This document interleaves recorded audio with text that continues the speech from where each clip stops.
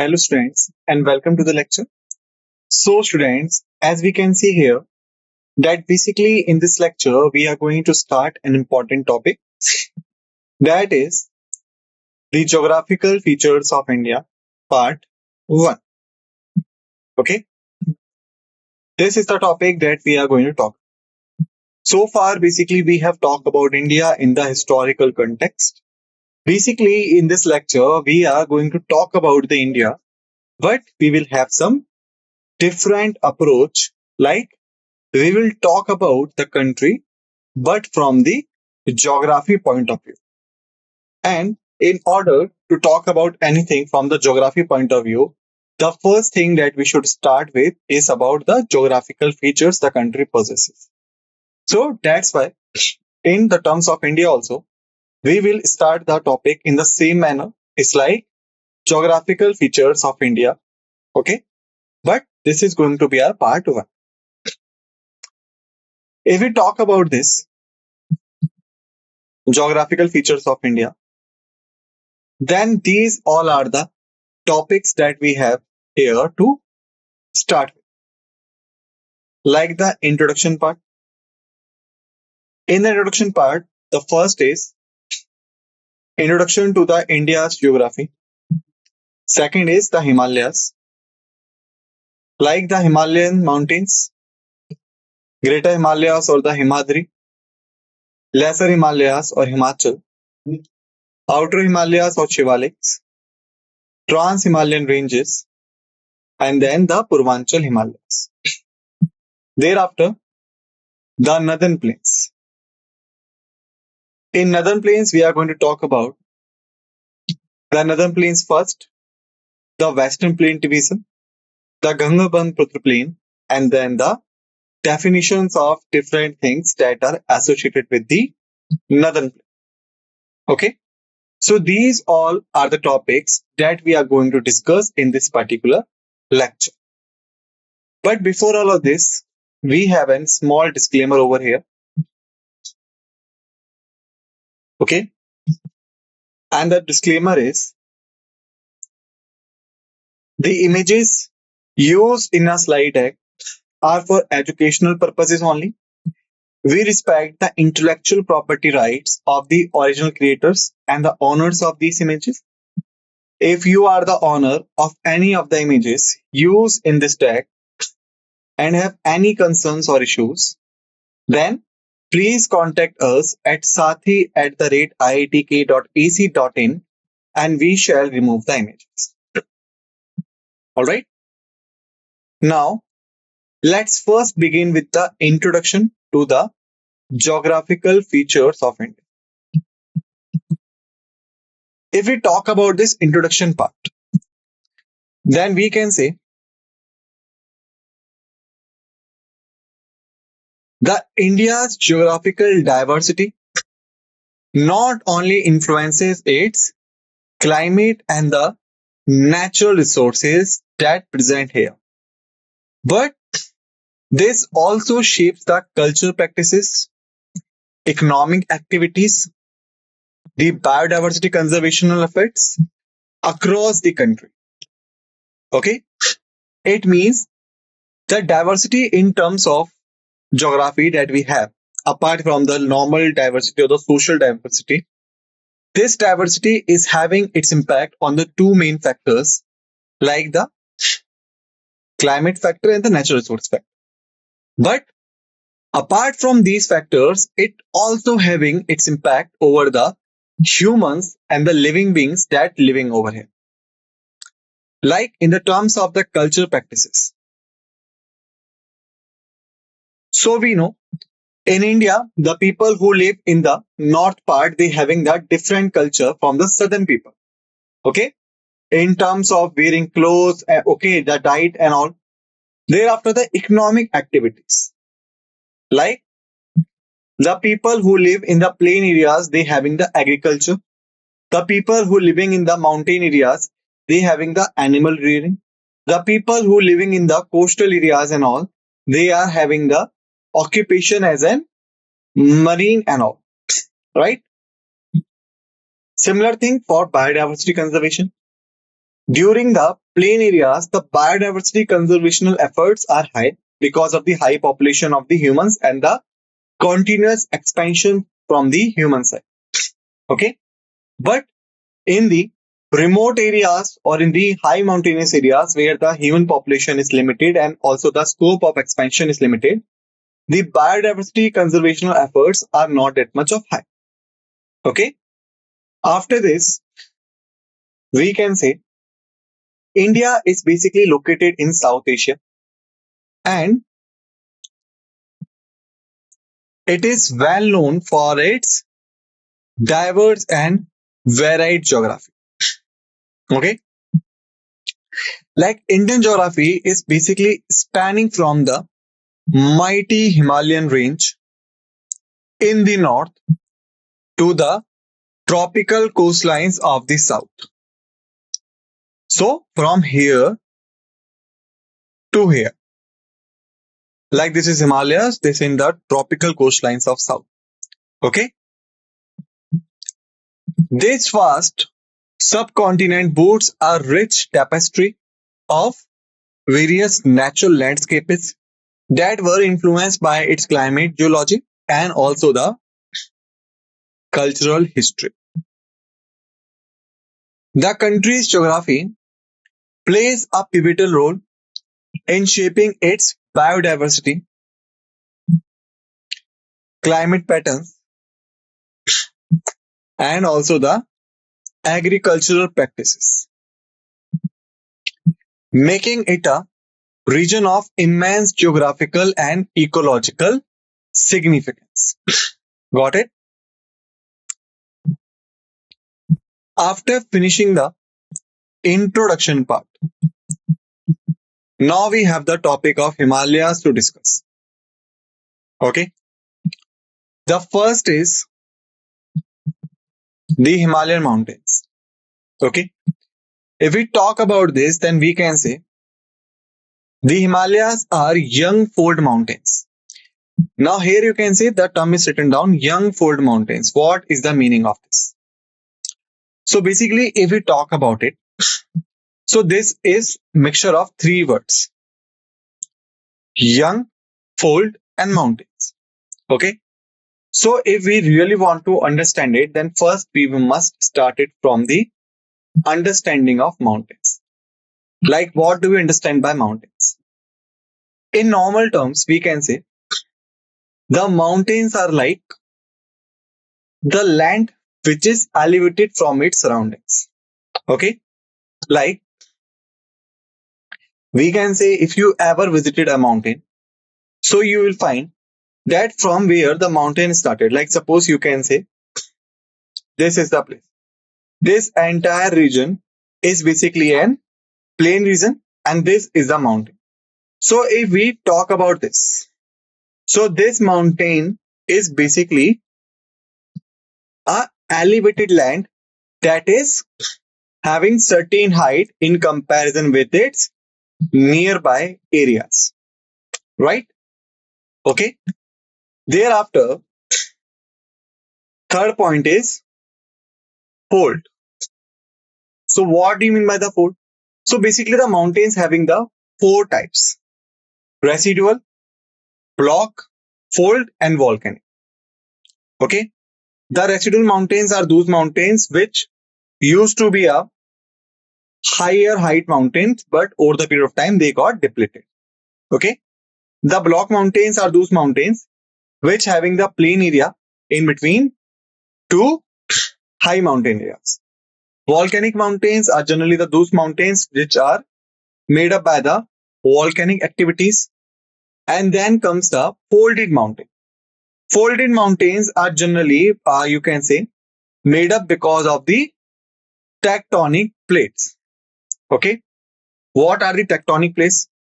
So basically the tectonic plates are the lithospheric plates that existed over the atmosphere and below the earth crust. We will talk about all of these when we will have a discussion over the rocks and the landforms. Till then, just remember, whenever these two plates got collapsed, then some of them got elevated. And this elevated one is basically a mountain. fold mountain.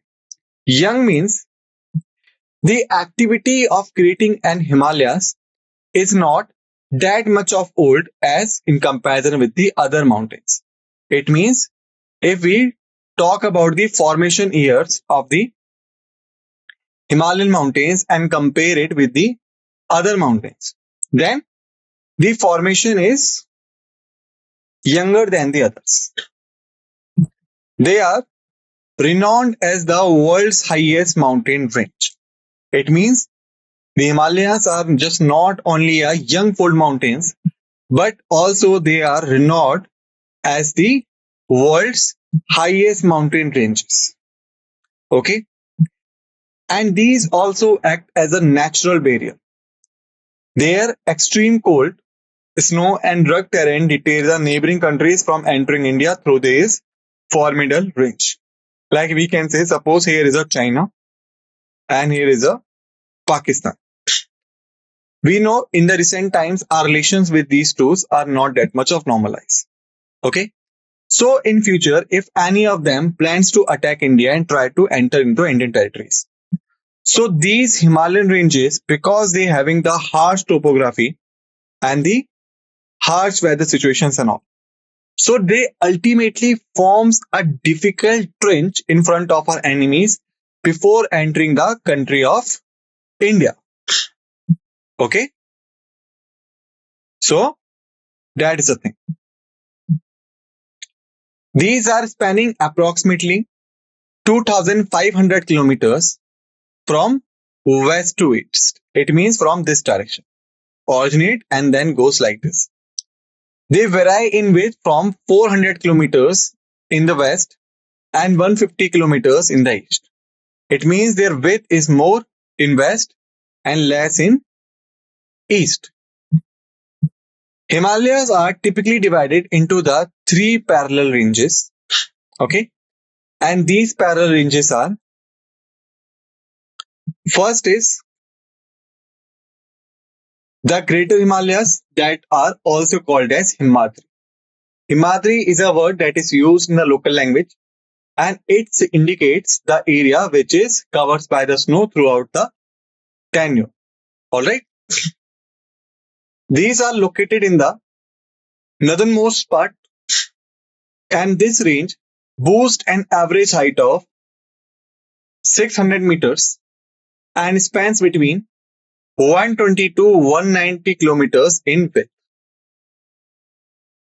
Okay. It is characterized by the continuous snow cover. That's why I told you Himadri. And that's why they are having the numerous glaciers. With the towering peaks they have, such as the Mount Everest, which is the world's highest peak, Kanchenjunga, Makalu, Dholagiri, Nanga Parvat. All these peaks having the height which is extending the 800 meters in height. 8,000 meters in height, sorry. It means almost more than 8 kilometers of height these mountain ranges have. Okay. So now you could assume by yourself how high these mountains are. Like the Mount Everest, if we talk about in particular. So the Mount Everest height is 8,848 meters. And this stands as the world's highest peak. There is no peak on the earth which is higher than this. Thereafter, while the Kanchenjunga is India's highest peak in the Himalayas. Remember, the Mount Everest is the highest peak of the world, lies in the Himalayan region, but this is not lies in the region of India. This is basically lies in the region of Nepal. Whereas the Kanchenjunga, that is the highest peak in Himalayas, and this lies in the region of India. The Greater Himalayas features the significant mountain passes also. The famous ones are like Baralacha, La Pass, Shipki La Pass, Nathu La Pass, Josi La Pass, Bumdi La Pass, and it is the origin of various rivers like the rivers of Ganga and the Yamuna also. Okay. Thereafter comes the Lesser Himalayas. Lesser Himalayas, oftenly called as the Himachal. Okay, and the maximum portion of this Lesser Himalayas concentrated in the state of Himachal Pradesh. Okay, these spanning altitudes from 1000 to 4500 meters and averaging about 50 kilometers in width. This range includes the notable sub-ranges like the Pir Panjal, Dhauladhar range, and the Mahabharat ranges. It hosts popular hill stations like Shimla, Dalhousie, Darjeeling, Chakrata, Mussoorie, and Nainital, along with scenic valleys like such as the Kashmir, Kullu, and Kangra. These are the scenic valleys, and they all lies in this Himalayan range also. Thereafter comes the outer Himalayas. These are also known as Shivalik or the Shivalik range. Forming the outermost range of the Himalayas, these hills range from 900 to 1100 meters in altitude and 10 to 50 kilometers in width. They feature lower hills like the Jammu Hills and also encompasses the valleys that are known as dunes like Dehradun, Kotli Dun, and Patli Dunes. Okay, Dehradun is also the capital of state of Uttarakhand. All right. Now let's move forward. So now we have the Trans-Himalayan ranges. Okay. So if we talk about it, these ranges basically lies north of the Greater Himalayas. Okay. And they run parallel to them or to the Greater Himalayas. Thereafter, the Jaskar range is the south of the Ladakh range, with the Indus River flowing between them. Okay. The Karakoram range is situated the further north of this, and this includes the K2 Godwin Austen, which is the world's second highest peak. Now remember, K2 basically lies here and somewhere there. All right. But because it is in today's Pak occupied Kashmir or the POK, so that's why we could not count it in the India's highest peak, but it is the world's highest peak, second highest peak basically. Thereafter, the Purvanchal Hills. So if we talk about the Purvanchal Hills, these are also the part of Himalayas, but these are lies in the place of eastern part.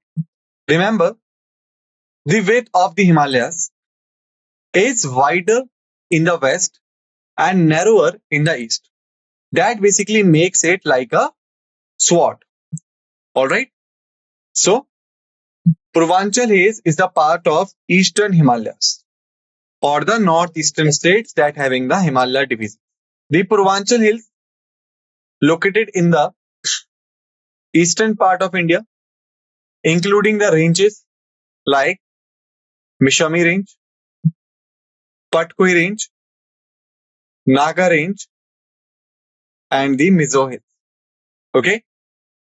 They also encompass the Meghalaya Plateau, which includes the Garo, Khasi, and Jaintia Hills. Garo, Khasi, and Jaintia Hills. Okay. So here basically we have finished with the Himalayas. Now we are going to talk about the second geographical feature of India, that is a very, very famous feature. This is the Northern Plains. Okay. So if we talk about this, then we can say the Northern Plains of India is basically lie between the southern slope of Himalayas and the northern edge of peninsular India. How? If you look at this map, this entire region is basically the region of Himalayas. This entire region is basically the region of peninsular plateau. Okay, so this is the south, this is the north. Okay, so south of Himalayas and the north of peninsula. Okay, these are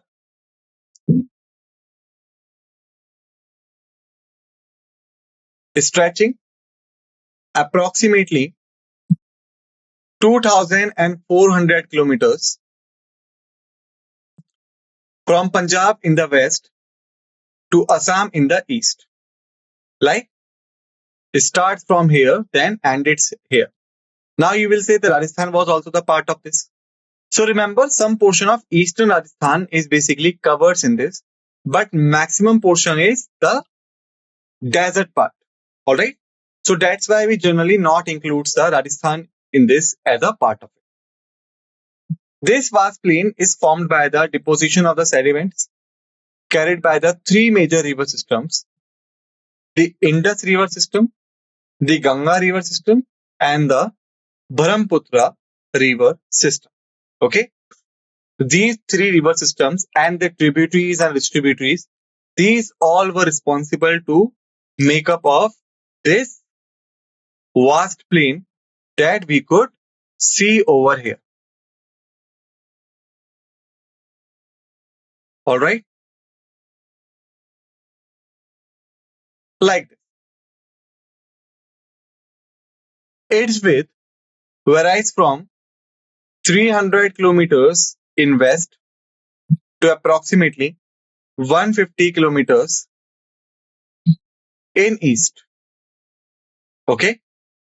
The states that got encompassed within these plains, all these states are including the state of Punjab, Haryana, Uttar Pradesh, Bihar, West Bengal, and Assam. Got it? So these states you can see here also: Punjab, Haryana, Delhi, Uttar Pradesh, Bihar, West Bengal, Assam. Here we do not declare Delhi as a state because Delhi is a union territory. The northern plains are exceptionally fertile due to the rich alluvial sediments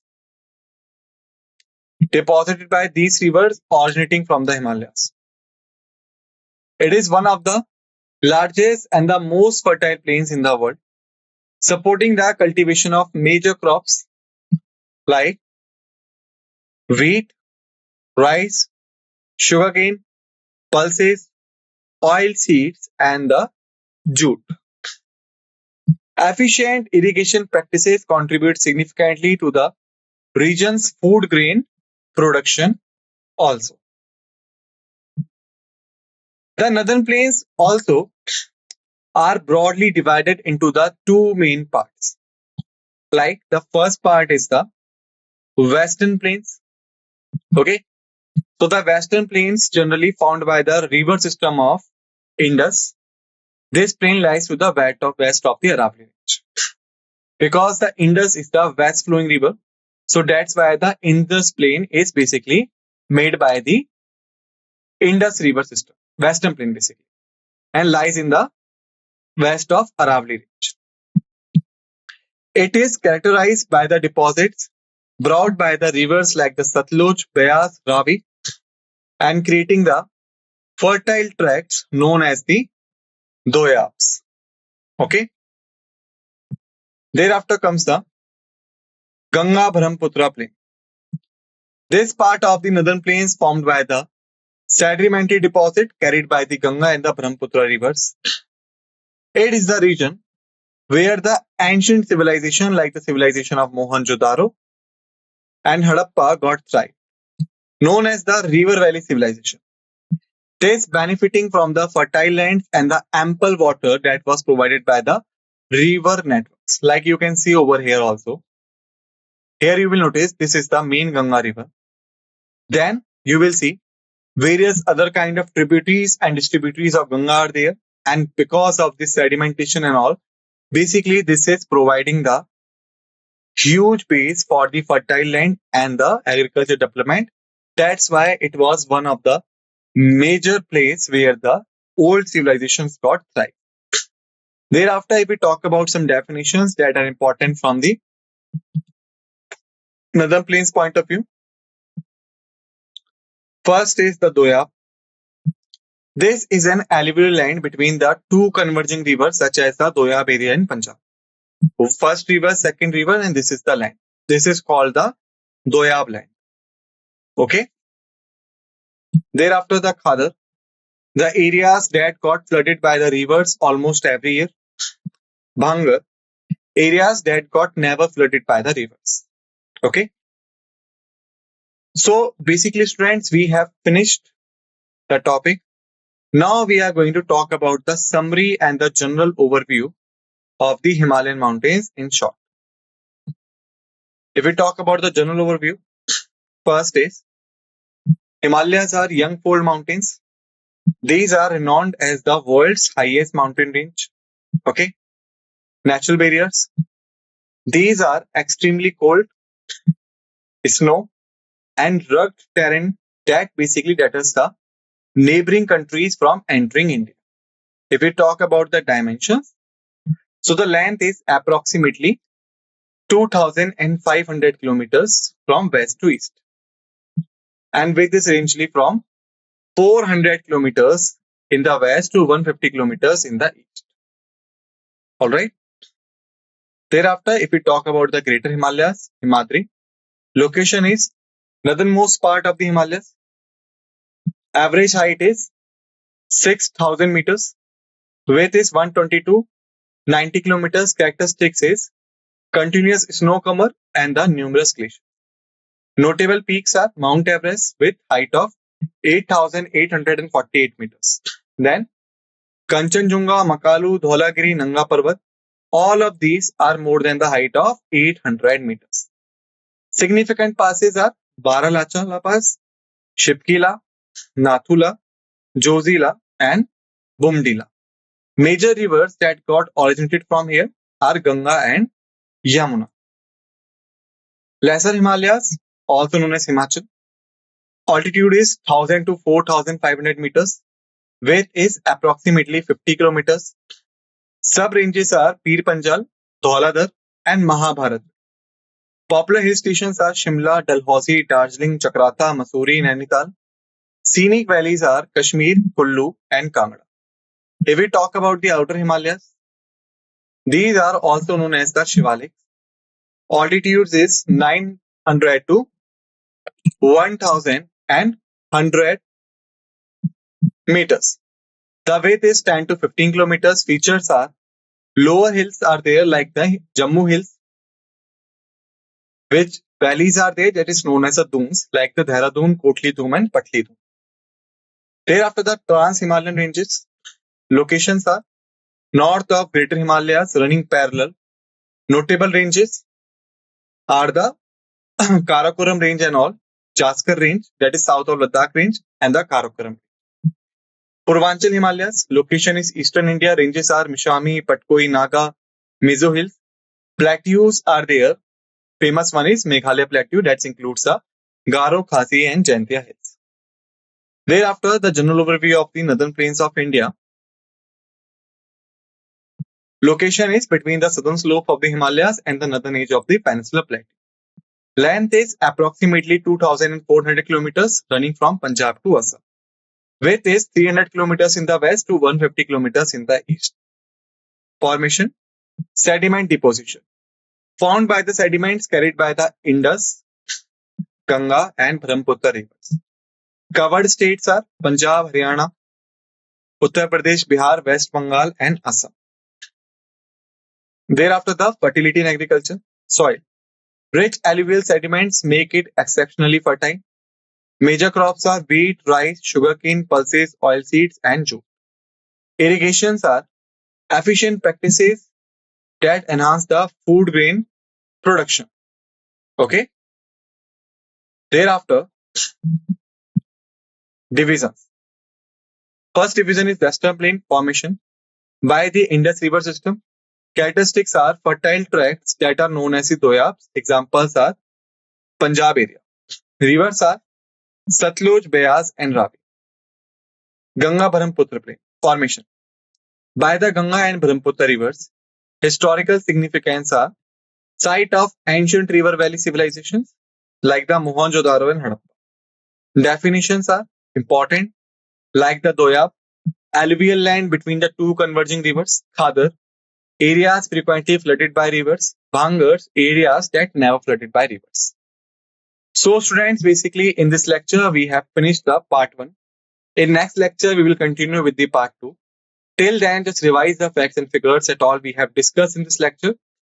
Be ready for the next lecture. With this note, let's end this lecture and thank you.